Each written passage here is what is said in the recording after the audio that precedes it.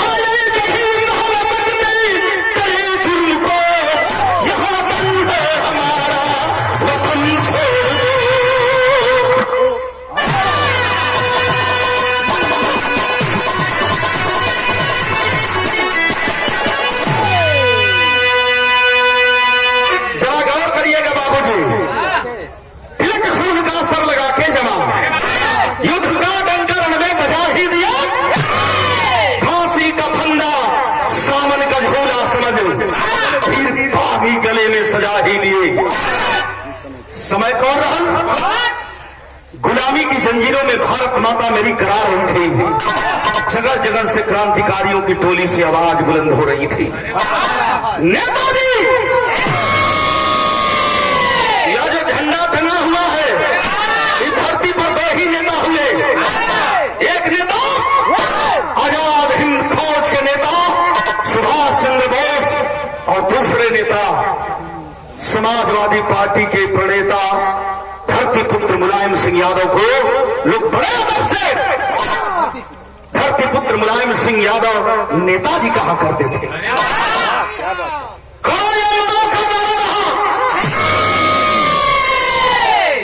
उस समय होता है क्या, मेरे देश के जवान क्रांतिकारी पट्टा जवान 18, 20, 25, 30 साल का जवान निकल पड़े मां भारती को आजाद कराने के लिए। तो कव्वाली का टुकड़ा हम मालिक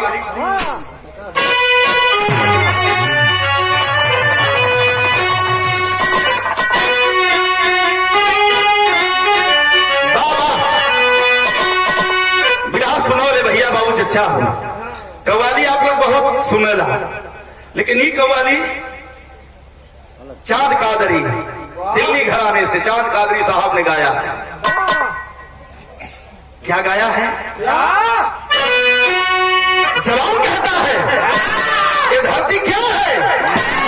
ये मेरी मां है, इसलिए कहता है। कव्वाली से पहले कहता है मुसलमान भाई होंगे तो तवज्जो देंगे। क्या कहता है देश का जवान?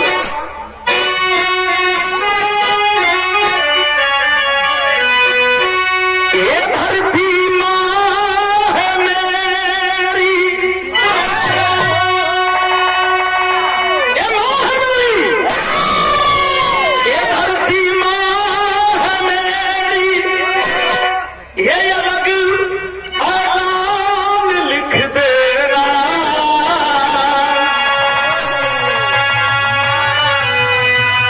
मेरी मेरी जिंदगी पे इसके एहसान लिख देना। यहाँ किसका आज मकबरा, ये दुनिया वाले जान जाएंगे।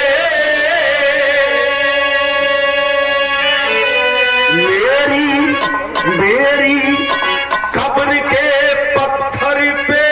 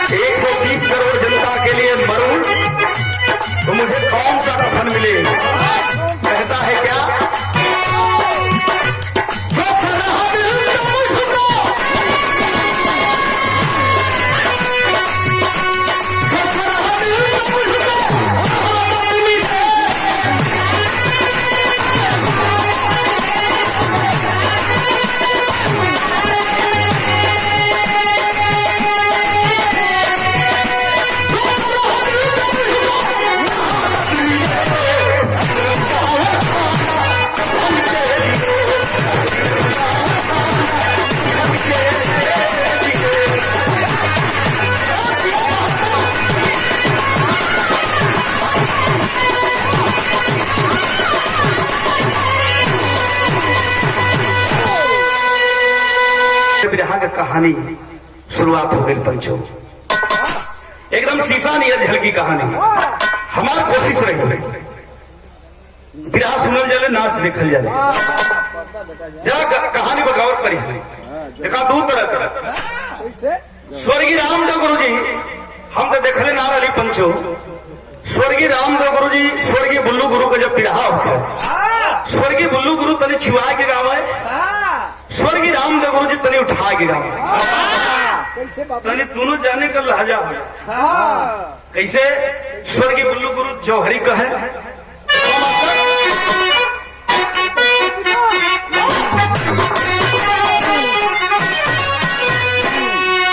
स्वर्गीय बुल्लू गाँव है, बुल्लू गुरु जी गाँव कैसे कि धन्य भारत भूमिया भारत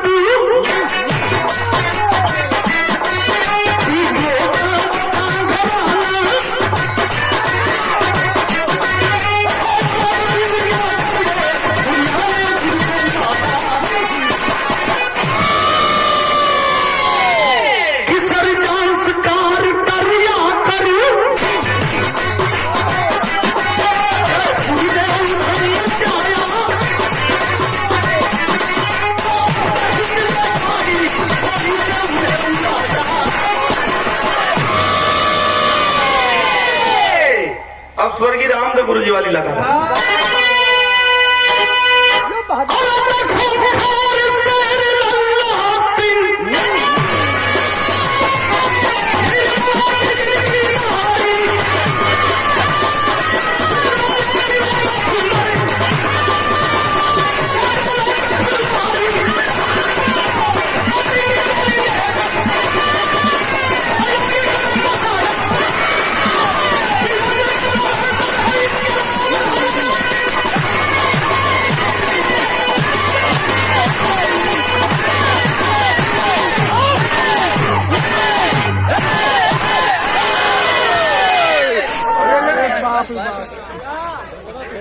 अरे हम जाने की अंग्रेजवा आके बैठ गए। अरे यार तो के अंग्रेज लोग थो जो सागर शरीर देख के बात करा छपिया ना। समझ के चिन्ना मत खाया। भैया बहुत समय की है, गुलामी की जंजीरों में मेरी भारत माता करा रही थी, जगह जगह से क्रांतिकारियों की टोली से आवाज बुलंद हो रही थी। बंगाल की धरती से नेताजी सुभाष चंद्र बोस की जो हकार भराई थी,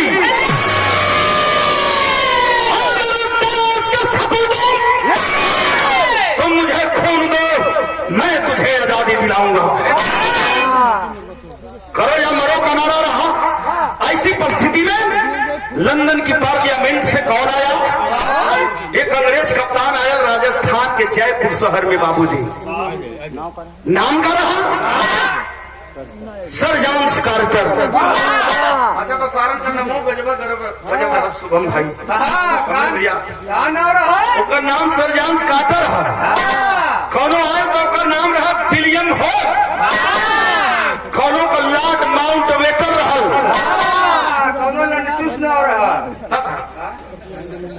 अच्छा तो उनका लवा से नमोर मुझे हिंदी सारे ना बोलो, लेकिन कहानी पकड़ करिएगा। राजस्थान के जयपुर शहर में आया है वह अंग्रेज सर जॉन कार्टर नाम का। निगरानी कैला 2 दिन कि कौन क्रांति की मिसाल जला रहा है। मसाल कौन जला रहा है? अंग्रेजी थाना में गए तो देखा 40 क्रांतिकारी जवान, 18 साल 20 साल 25 साल का पट्टा हिंदुस्तान का बंद है जेल में। सोच गया ये नौजवान हैं, क्रांति का मसाल जलाएंगे। बौखला गया अंग्रेज पापी निर्दयी, जेल में से निकलवाया हमारे जवानों को, लाइन में खड़ा करा करके बाबूजी गोली से उड़वा दिया।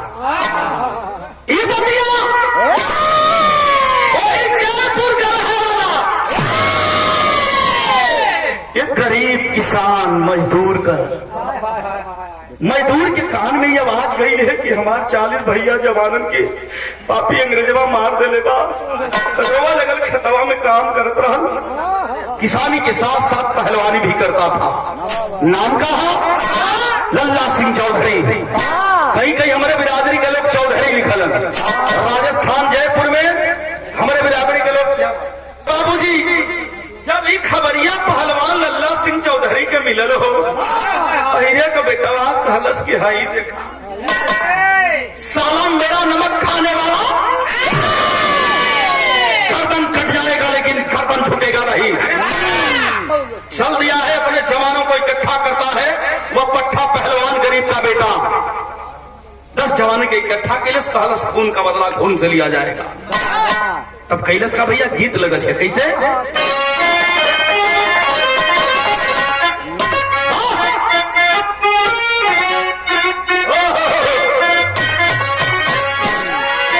पुरान चीज बड़ा मजा देला। एकर कोनो जोड़ना, ये पुरनकिया में से नई लुक चुरा के नई बना देता। अपने जवानी के आलम में स्वर्गीय रामदेव गुरु जी गावत रहलन, कोनो दुल्ही अपने दुल्हा से कुहाई ले बम्बैया दुल्हा से। वाह, वो दुल्हा फिलहाल गाँव रहत रहा। ये कहाँ पड़ेला भा? नाला सोपारा की बगल में बम्बई हो। नाला सोपारा के बगल में बम्बई? हाँ, करियई मिल में रहा। अच्छा, हाँ तू मुझे हिसाब कर तो अलग। हाँ, भैंसी की तबेला भी रहना, मोली भी रहना। वो दुल्हनिया कहा था अपने दुल्हा राजा से कहा कि हमारी पाई जेब हो, हमारी पाई जेब राजा हीरा।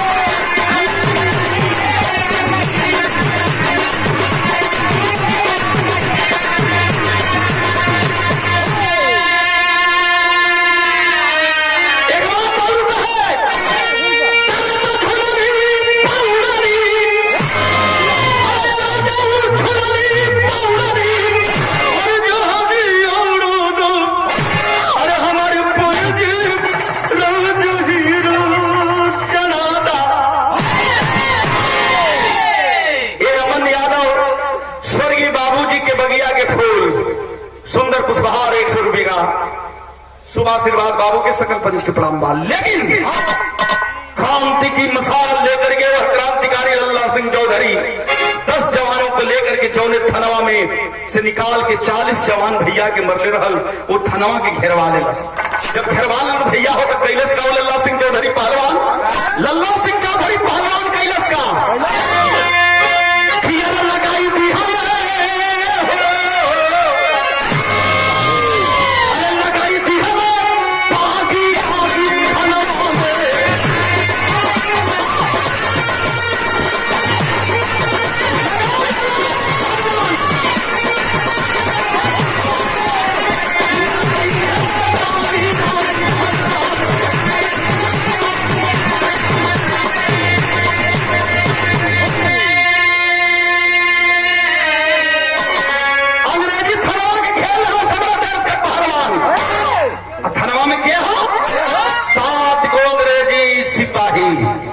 इंकलाब जिंदाबाद करके करता है क्या नौजवान?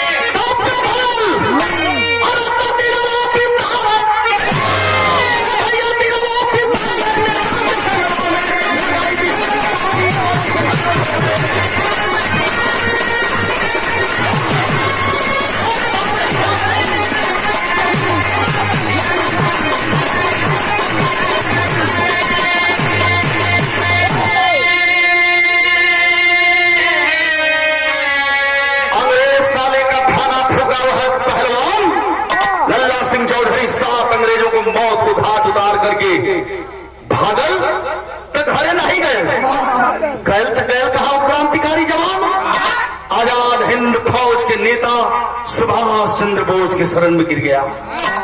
जाके रोने लगल करम नेताजी हम 7 अंग्रेजन के मार के लिए हम अपने भैया लोगन का हम बदला लेके लिए हम अंग्रेजी थानवा फूक भी दे लिए। नेताजी आके गले लगा के खुशी का आंसू रोए लगलन, गले लगा के कलम बारे भैया तेरे जैसे क्रांतिकारी जवानों की जरूरत है, मेरी भारत माता आजाद हो जाएगी। ये भैया बताओ जरा बड़े भैया संतोष यादव कैथौली की धरती से नेताजी टोली में बड़ा स्वागत के बार पहलवान तुम्हारे जैसे शख्सियत की जरूरत है, मैं अपनी भारत माता को आजाद करवा लूंगा।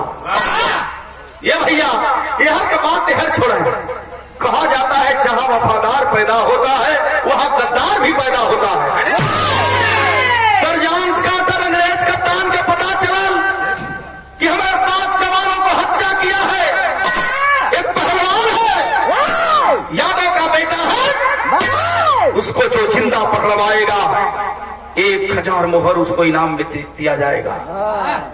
एक गद्दार गद्दारी कर बैठल हिंदुस्तानी गद्दार कस की अगर 1000 मोहर हमके मिल जाई तो हमारे साथ बहुत बैठ के खाई, हमके कमैले की क्या जरूरत है। फ्री में अगर केहू के धन मिल जाए, धोखा से धन मिल जाए तो ओके कमैले के मेहनत के लिए क्या जरूरत है। जाके वह गद्दार गद्दारी कर बैठा और उस कप्तान सर जॉन कार्टर से कहता है कि अरे सरकार जेकर चौराहा चक्की पर पंपलेट छपौले हुआ जिंदा जो इसको पकड़वाएगा पहलवान को मैं 1000 मोहर दूंगा। ये सरकार हमके मुहरिया मिली, समझ गया कि हिंदुस्तानी गद्दार है, कहा कि मैं दूंगा। कलश है सरकार, गद्दारवा कलश की है सरकार, जेके खोजत हुआ आजाद हिंद फौज का फौजी बन गया। लेकिन घरवा बड़ी सुंदर दुल्हन है सरकार, तुमको लड़किया हो, दुल्हन का नाम का हो निर्मला देवी, 2 बेटवा हो गोदी में पहलवान के, बड़ा बेटा जिसका नाम है राणा, छोटा बेटा है 5 साल का उसका नाम है शिवा। माई रैया निहारत थी कि हमारा सैया 5 दिन हो गए इलन नाही। बात सुन करके गद्दार की वहां कैप्टन सवेरे के बेड़ा में घोड़ा पर सवार भैल 10 गो सिपाही लेके लल्ला सिंह चौधरी पहलवान के घरवा पहुंच कर सवेरे का बेला है, जरा सपोज करी है बाबूजी अपन दुअरवा झाड़त हली निर्मला दुल्हन घोड़ा पर सवार आवाज दिया है कैप्टन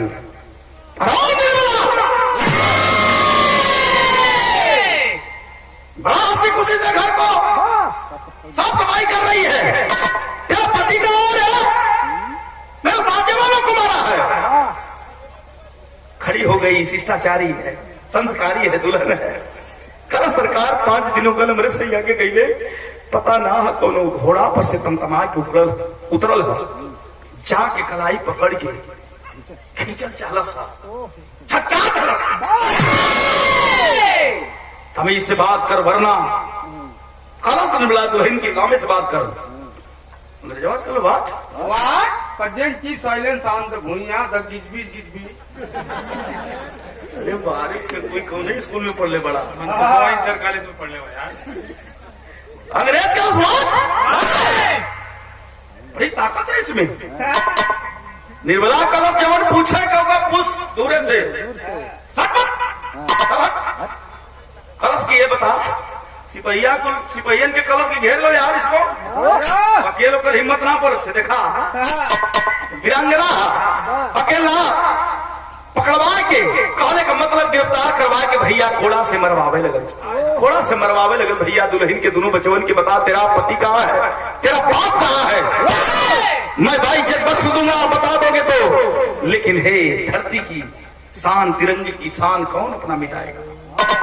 एक बात है छोड़े, नेताजी सुभाष चंद्र बोस अपने क्रांतिकारी जवानन के सीना में बारूद भरत रहलन, लेकिन एक तरफ जाके लल्ला सिंह चौधरी पहलवान रोवत बाकी हे मालिक हो न हो कोनो गद्दार गद्दारी कैले हुई तो हमारे परिवार के अंग्रेजवा प्रताड़ित करत है। नेताजी सुभाष चंद्र बोस देखलन कि अरे पहलवान के आंखों में आंसू शोभा नहीं देता, पास में गईलन है कलन जवान, अरे पहलवान क्यों रो रहे हो, रोए के लल्ला सिंह चौधरी पहलवान कलश साहब तनी परिवार के याद आ गई हो सरकार, बड़े बड़े फौलादियन के औलाद का गम पानी पानी कर दिला हो नेताजी।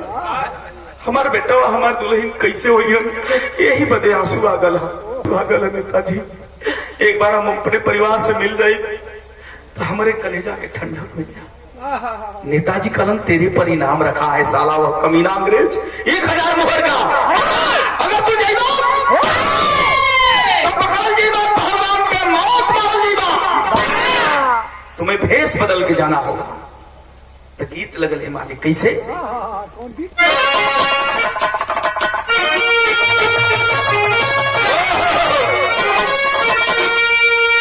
जब गंगा चैनल पर विदा होत रहल तो उस समय हम गौल रही यही गीतिया के भाव में कोनो दुल्ही का दुल्हा तने पुजारी हो गई कौन चीज का मंदिर के पुजारी भगवान के पुजारी हो गई। दुल्हन झंखा छे तो देवरवा करस ये भौजी ये भौजी अरे हम तो हईले नु बानी क्या कहा हुआ अरे ऊपर करल ललिता ऊ देवरवा अपने भौजी से कहला भौजी हम हईले नु बानी चिंता तनिको न कर। पहले करा हर मास्टर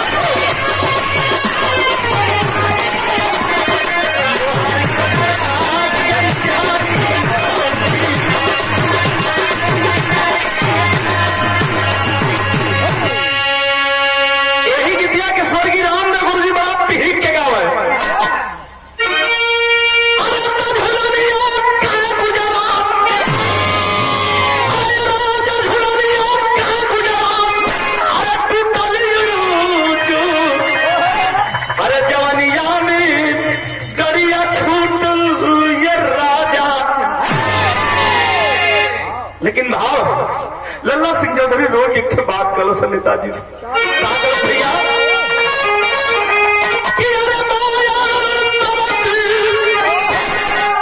एक तरफ देश है एक तरफ परिवार है। मैं बीच मझधार में फंसा हूं नेताजी कैसे मिलन होगा परिवार से।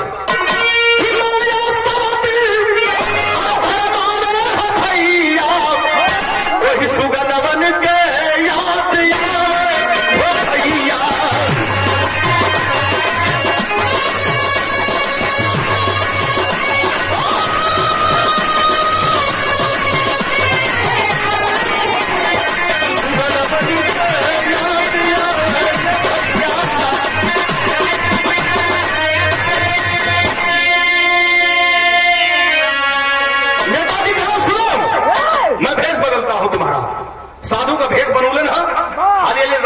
टीका चंदन लगावत हुन नकली बार नकली दाढ़ी कुल लगा के नेताजी ड्रेस पहरौलन अगर मैं पहचान लूंगा तो अंग्रेज भी तुझे पहचान लेगा। अगर मैं नहीं पहचानूंगा तो अंग्रेज साला तुझे नहीं पहचानेगा। नेताजी रच रच के वो पहलवान लल्ला सिंह चौधरी के तैयार के लेना देखलन है बड़ा ध्यान से। अरे भैया मैं नहीं पहचान रहा हूँ कि तू पहलवान है तू तो साधु लग रहा है। तब नेताजी कहलन है परिणाम रख रहा तब भेष बदल के जाए कोई परिवार से झटके से मिलके यह बबुआ कि जाया बच के खोजे मनवा साधुओं का भेष बनावेला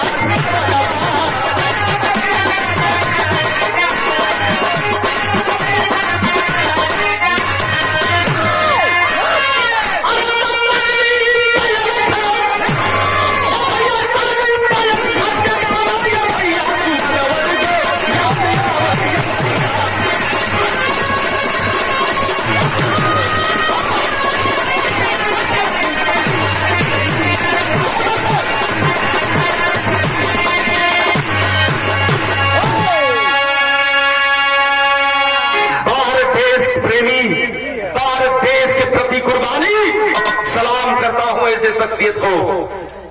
आज देश के लिए साधु का भेष बना करके, नकली दाढ़ी नकली बार लगा करके भजन गाता हुआ अपने दरवाजे की तरफ चला है पहलवान लल्ला सिंह चौधरी। तो भजनिया कौन गावत हो कि माई का ही अरवाज अपना, अरे माई को ही अरवाज अपना, अरे दाल से जुटाई हो, माई का ही अरवाज अपना।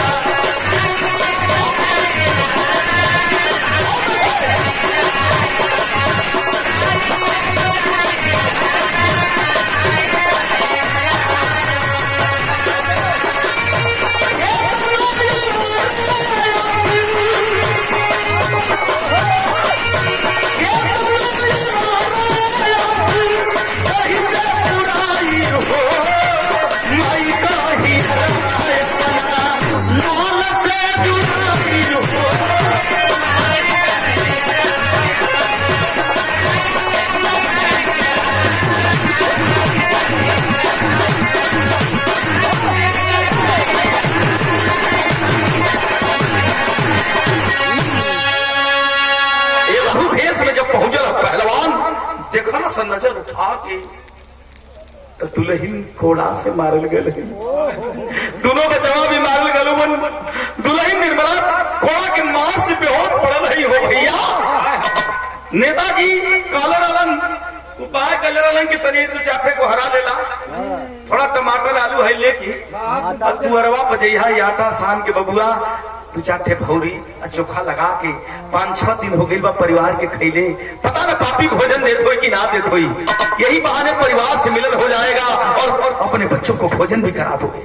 भोजन बन के तैयार हो गल, जो ही उस सतुआ खाए का तैयारी कैल सर, देखे हाथ में हथकड़ी लगल है दोनों बचवन के, रोवत उस सधुआ के पास ही रोई के कहलन कि बाबा हमारे पापा पता न कहा 5-6 दिन के चल गए, हमारे माई की हमारे मम्मी की अंग्रेजवा रोज मारेला, पूछेला बता तेरा पहलवान पति कहाँ है, नहीं बताएगी तो इसी तरह प्रताड़ित करता रहूंगा, तुझे मारता रहूंगा, जान से नहीं मारूंगा, तड़पा तड़पा के मारूंगा।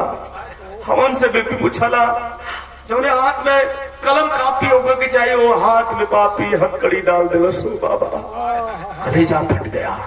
साधु कहता है सोचता है कि पोल खोल दूं, लेकिन रूह आवाज देती नहीं भगवान, देश की बात है, पहले देश होता है बाद में परिवार होता है।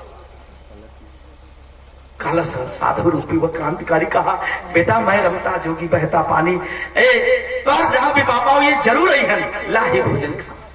कैसे भैया पचड़ा का भाव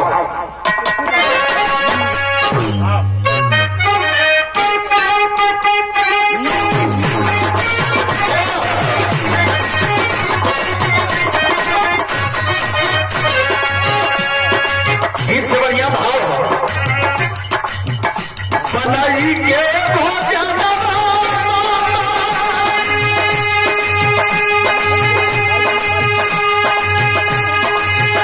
बनाई के भोजन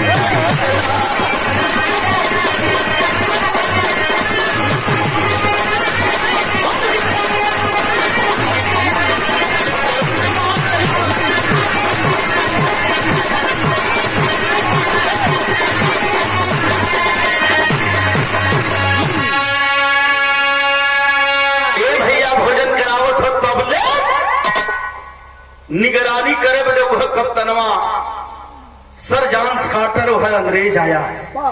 देखलस कि 5, 7 गो 8 गो सिपाही हो, अंग्रेजवा सिपाही हो सो कि झुलमुलात हो सो हाथ 5-6 दिन के जागल हो सो ये भोजन कौन करावा था?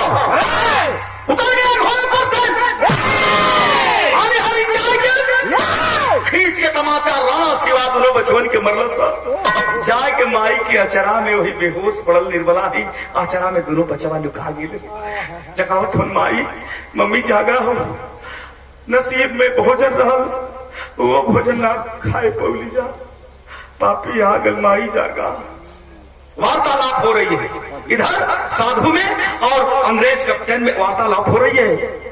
कह रहा है अंग्रेजी तुम कैसे आए, किसकी मजाल, तुम्हारी ये मजाल कि तुम भोजन करवा रहे हो मेरे बिना इजाजत की। साधु कहता है सरकार साँझ हो गई ले जगन बिहाने कहीं भी चल जाए, मैं रमता जो भी बहता पानी। कहा ठीक है। दोनों बचवा छपटियात हो गए। आवाज साधु की आवाज, साधु रूपी क्रांतिकारी पहलवान की आवाज जब बेहोश पड़ी निर्मला के कान में गई हो, उठ करके बैठ जाती है। हौसला मिलल की तो हमारे सैया हमारे भगवान की आवाज लगत हो, हौसला मिलल शक्ति मिलल हो, उठ करके बैठ जाती है और देख के अपने सैया के कुछ कहल चाहत हो, तबले नजरों से इशारा कर दिया वो साधु रूपी क्रांतिकारी। कहला ना कि नहीं पगली कुछ मत कहना, बोल मत खोलना, ये तो गजब हो जाई रे, तो नहीं गजब हो जाई। तू हलन का कम भैया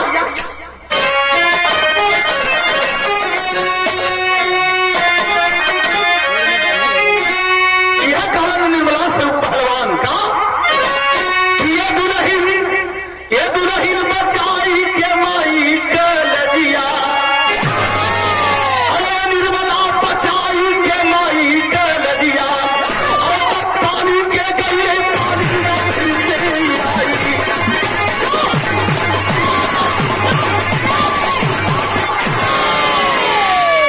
बचाई के माई के लजिया, पानी के गले पानी ना फिर से आई, बचाई के माई के लजिया। चतुर चलाक अंग्रेज के शक हो गई, तब कैलस का भाव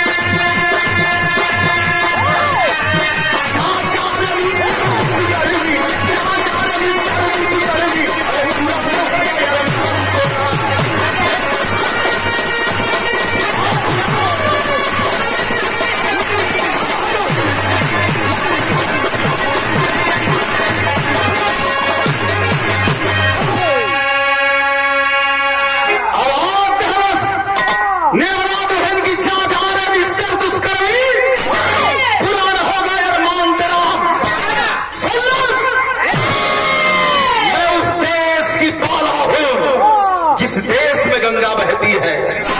अरे पापी नीच कसाई, गंगा माई खाली पनिया ना बहेली रे, हमारे देश में अमृत का धार बहती है गंगा मैया, मैं उस देश की पाला हूं। भाग गया अंग्रेज, कहा क्यों रसनी जल गई, ऐसा नहीं गया। मैं सुनता हूं कि भारत की धरती पर भगवान मिलते हैं, तो आज तेरे भगवान को मैं देखना चाहता हूं। भगवान को में लाल हम ज्यादा अंग्रेज फेटा में कटारी जहर और कटारी निकाल ले लो, गर्दना पर लगा दे। निर्मला की बता यह कौन है, नहीं तो 1 मिनट नहीं लगेगा, सारा उद्धार अलग हो जाएगा। इतनी बतिया 16 से निर्मला दुल्हन खींच के तमाचा मार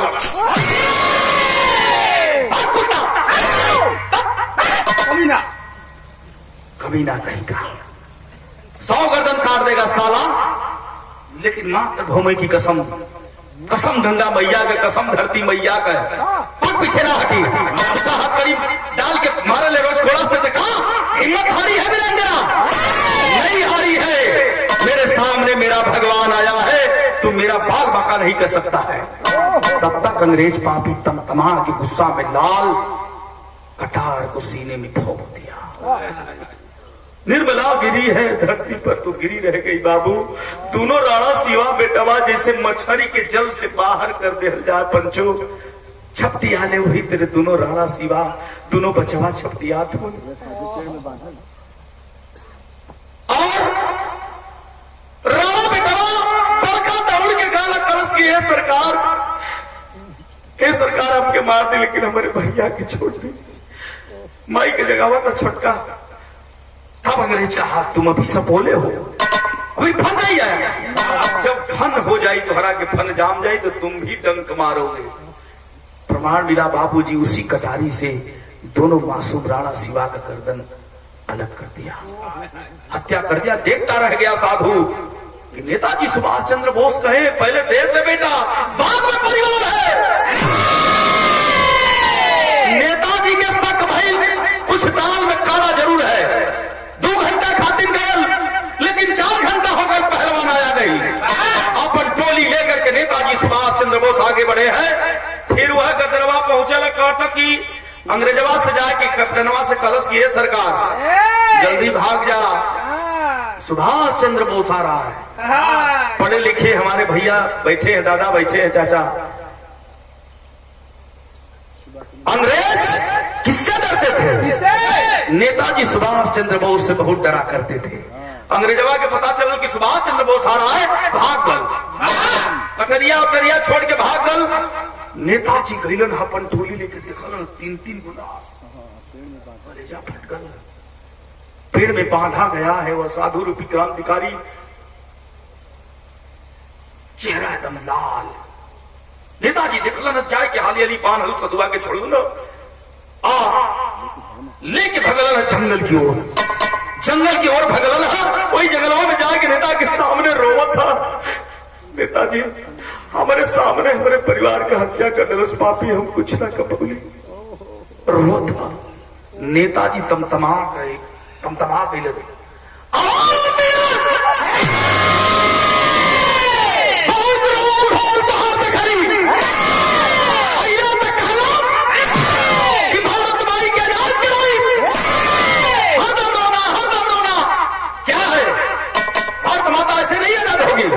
तुम्हारे बस की बात नहीं है, जाओ अंग्रेज के सामने आत्मसमर्पण कर लो। याद करो उस दिन की बात, नेताजी कहा एक दिन की बात सुनो, आज चलिए आने वाले बाग में गोली चलवाया था। जानते हो पहलवान, जलिया वाले बाग में पापी जनरल डायर ने मेले में हजारों लोगों की धोखे से हत्या करवाया था। उस मेले में कोई नहीं बचा था, एक 5 साल का मासूम बचा था जिसका नाम था उधम सिंह। बहते हुए खून की धारा से तिलक लगाया था और कसम खाया था, जब तक जनरल डायर को मार नहीं लूंगा, जानगिरी नहीं छोड़ूंगा। जानते हो पहलवान, जब बड़ा हुआ वह 5 साल का मासूम उधम सिंह खोजे लगल जनरल डायर के जब इंडिया में ना पहुंच तो 7 समुंदर पार जाकर के लंदन में गोली मारा था। और तुम मारे बस की आजादी नहीं है। देखा सुतल शेर जागल, हाली हाली आंसू पहुंच के नेताजी के चरण में कहलस कि आज असुआ तोहरे चरण में चढ़ा देले नेताजी, कसम धरती मैया के, कसम तिरंगा झंडा के, आज के बाद पहलवानवा के आंख से आंसू न गिरी, अब ज्वाला निकली। जब ले सारे के मारम ना तब ले चैन करी ना सो। इनस का भाव हमारी कैसे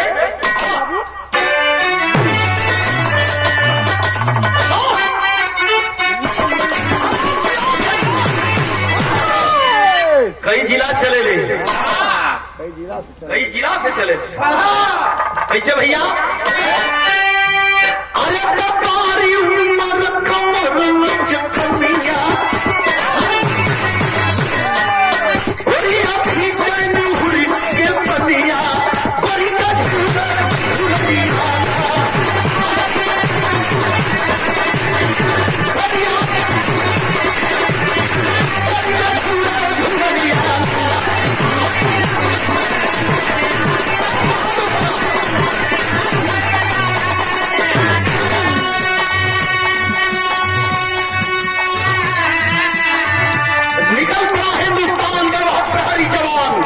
लल्ला सिंह चौधरी पहलवान जब टेलीग्राम पकड़ो हटो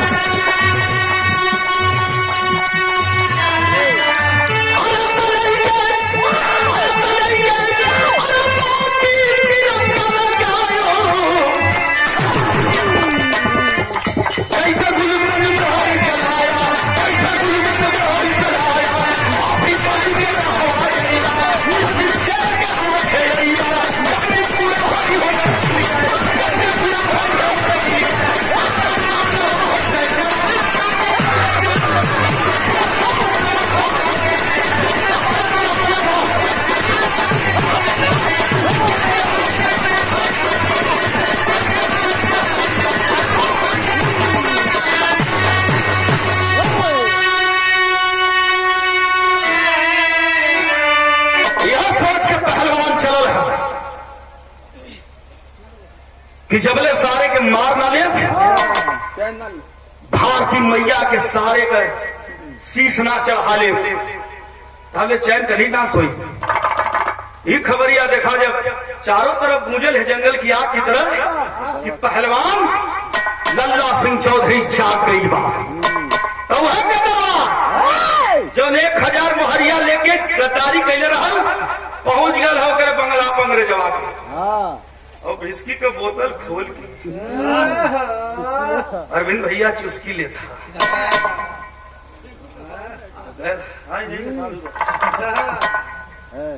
ये भैया घर का दरवा कलश की है सरकार, निकलना निकलना निक पड़ जाई। कहा अंग्रेज ये क्या कर रहे हो, मुझे समझ में नहीं आ रहा है। अगर 9 तो 11 हो जाइए, इंडिया छोड़ कर लंदन भाग जाइए। पहलवान कसम खाया है तो क्या मारी तो इधर खुटियावा लगल खड़ा हो के क्या बोल रहा किसके मिला मुझे मारेगा। निवरा के मोहन मारी कलश की हिंदुस्तानी वफादार होता है। लल्ला सिंह चौधरी आपको मारेगा तो मारेगा, जल्दी निकलना। एक में भलाई है खोजा था कलश, इसी बात है। पैसों का नशा टूटल है।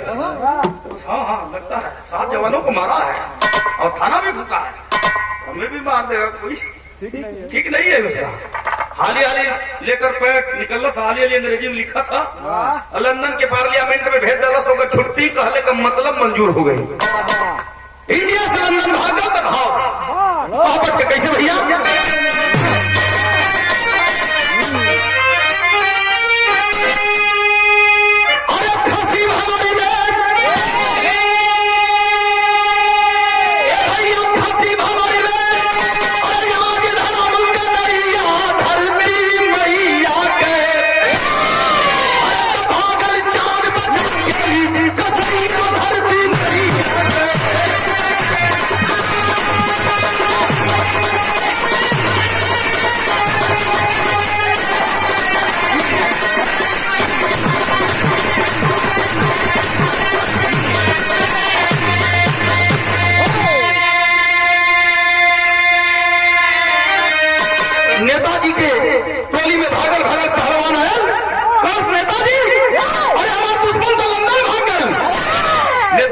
घबरा मत, 7 समंदर पार चल जी मर्दवा।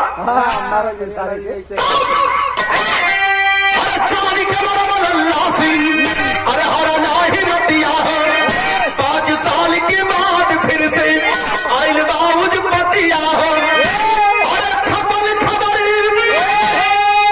ए भैया छपल खबर, अरे स्वागत के रखल समैया धरती मैया के।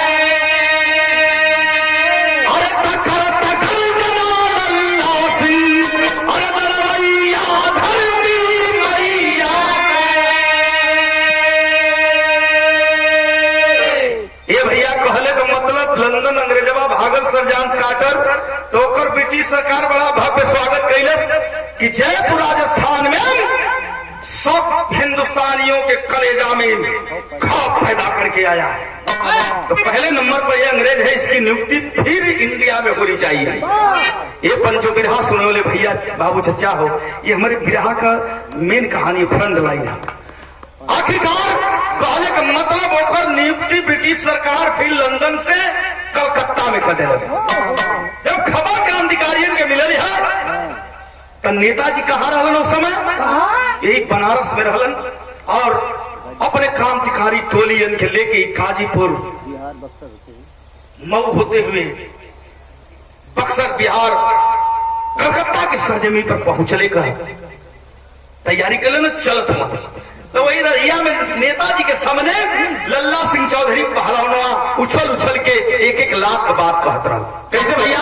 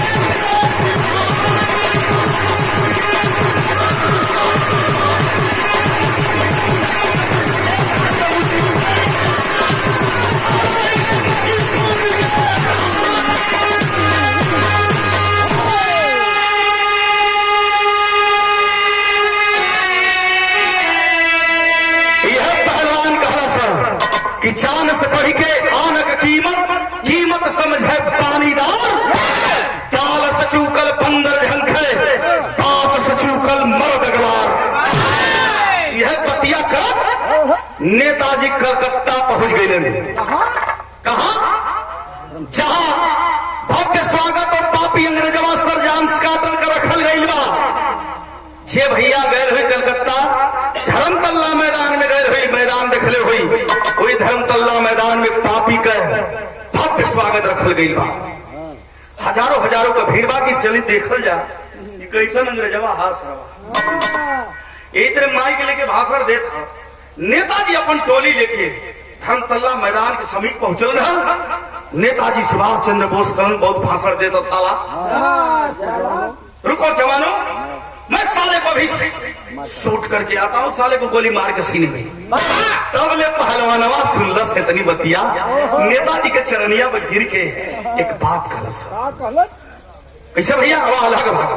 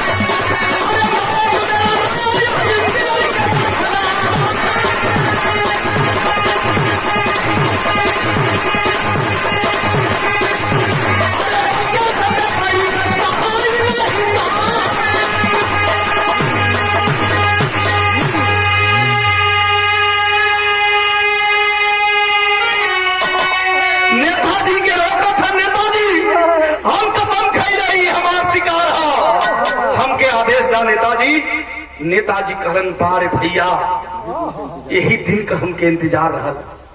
तनी पिछवा 5 साल पहले जो तेरे सामने तेरे पत्नी की हत्या किया था यह निर्दयी साला, तेरे मासूम बगिया के 2 फूल का हत्या कैले रहा। याद कर तमतमा गया। नेताजी याद दिला गला। तल्ले किस भेष में तू गया था?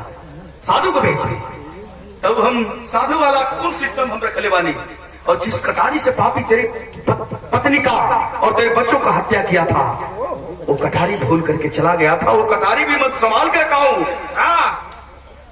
रची रच के नेताजी साधु का भेष में और एक झोला दाहिना पंखा पर, दूसरा बाया पंखा पर दलन। एक थे झोलवा में वो कटरिया हाथ, दूसर की झोलवा में चमचमा 6 फैरा पिस्टल। एकदम गोली लोड है पिस्टल में। कलन जाओ उसका स्वागत करके आओ।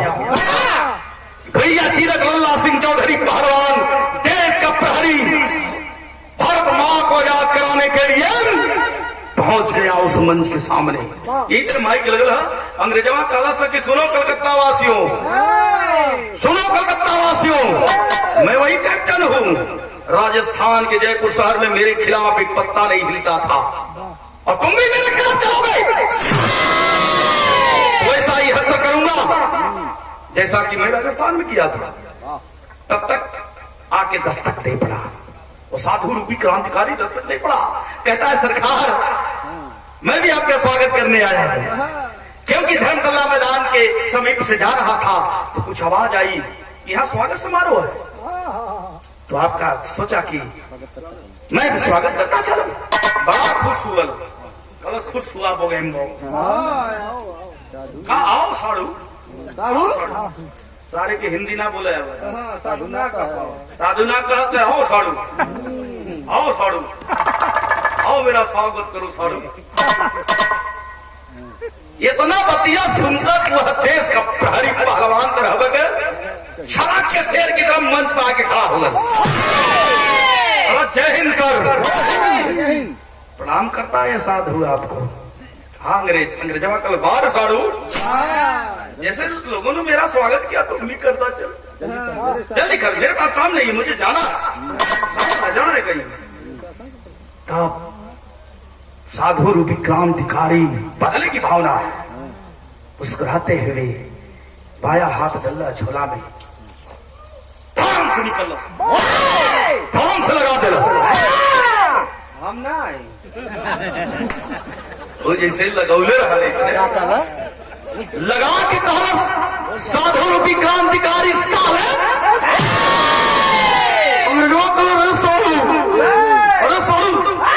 बोली मैं चलाना।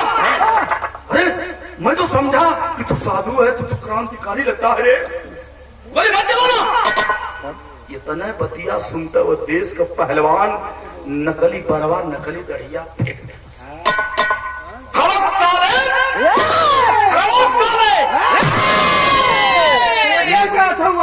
अंग्रेजवा की हमारी कोई पहचान, मुझे पहचान, मैं कौन हूँ? और पेड़ में बांध करके मेरे सामने मेरे पत्नी मेरे बच्चों का हत्या किया था ना, छोड़ उस बात को। लेकिन मेरे 40 भैया को गोली से तूने ही उड़वाया था।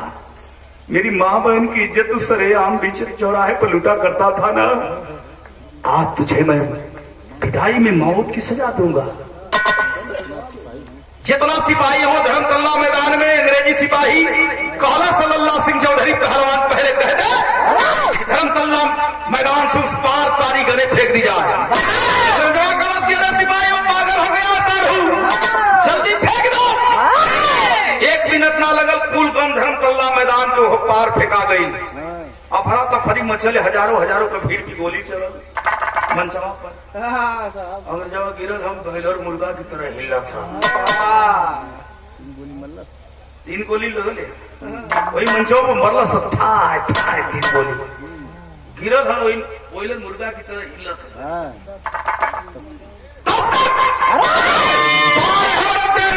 पहलवान लल्ला सिंह चौधरी वही भिड़िया में वही मंचवा पे थे काम कैल। कौन काम कैल भैया?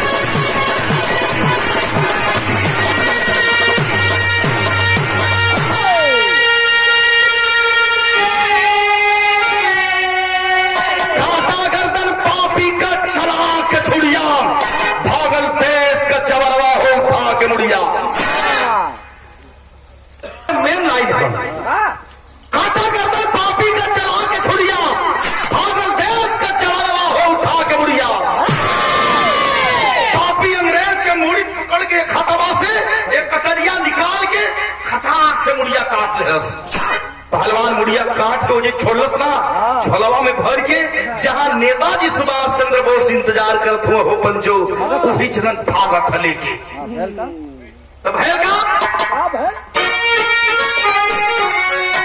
अरे पिठिया में गोली मारे गोरे बड़ी मनराम अरे धरती ऊपर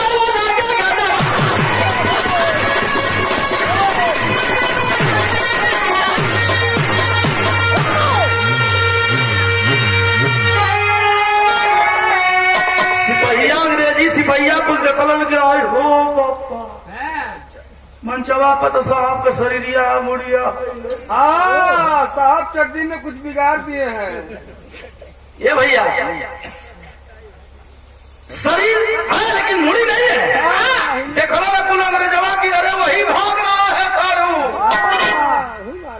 वही मार रखा गोली चलाओ सो एक है गोली पीछे में लगे पहलवान के लेकिन हौसला बुलंदी पर है दर्द तनको ना भागल नेताजी जहां इंतजार करते वही जन पहुंच गल नेताजी दिखलन की हमारा फादर शेरावत है हमारा पहलवान आ रहा है दौड़ के आके करण से मिलना चाहते हैं नेताजी तब तक दर्द बर्दाश्त ना भई गोली कर धमक के गिर गए पहलवान नेताजी दौड़ के जाके उठोलन गोदी में करो पहलवान अरे पहलवान भैया तोरा की गोली लगे है पहले तुम्हारी इलाज कलकत्ता के अस्पताल में कराई एक बात हुई हंस करके वह कहा पहलवान की हे नेताजी हमें मरने का गम नहीं है न कोनो दर्द बा आज इतना खुशी बा कि दुश्मन का गोली हजारों गोली सीना के पार कर गई हो दर्द हो पहलवान के हमके तनको दर्द ना लेकिन नेताजी एक तोहफा तो बदलिया नहीं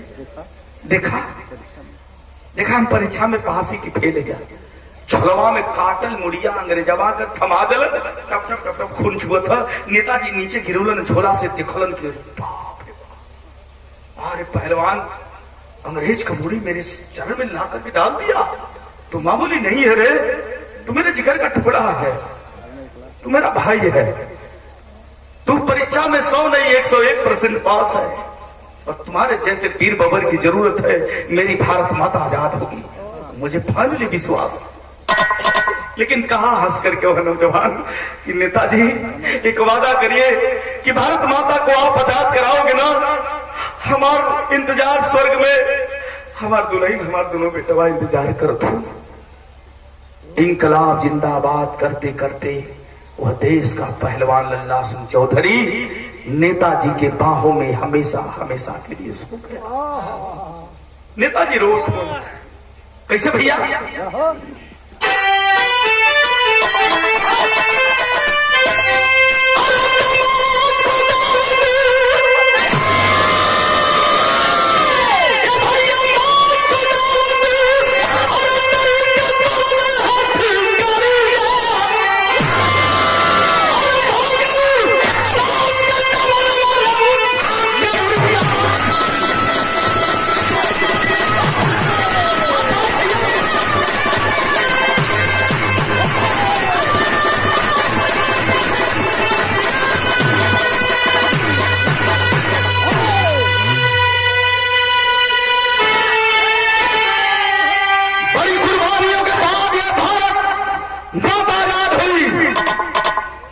टाइम ले ये हमके यहाँ तक पहुँचावा का काम कैल मैं चाहूंगा सुशील कवि जी हैं मैं चाहूंगा जब हम गिरार ना जब हमारे गौले के सहूर ना रहल सिखतो ना रहने अच्छा 5 में पढ़त रही तो हारमोनिया टेरह गौते भात हम बजौती हारमोनिया बड़ा अच्छा था सिखावे का काम के लिए हमारे ऑलरेडी सुशील यादव कवि जी और आइए मैं चाहूंगा आइए कवि जी